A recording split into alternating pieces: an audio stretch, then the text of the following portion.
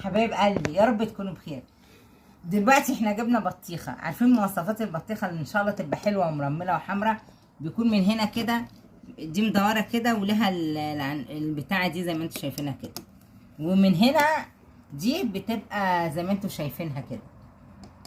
ان شاء الله دي تبقى حمراء وزي العسل. بس لو طلعت حمراء وطلعت كويسه ما تنسوش بقى ايه الاشتراك في القناه وتفعيل زر الجرس. بص بقى نقول بسم الله اهو، يا رب تطلع حمرا بقى.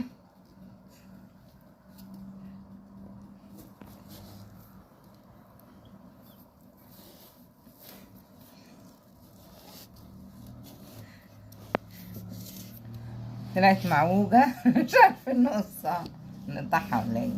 بسم الله الرحمن الرحيم اهي زي ما انتوا شايفين كده جميل.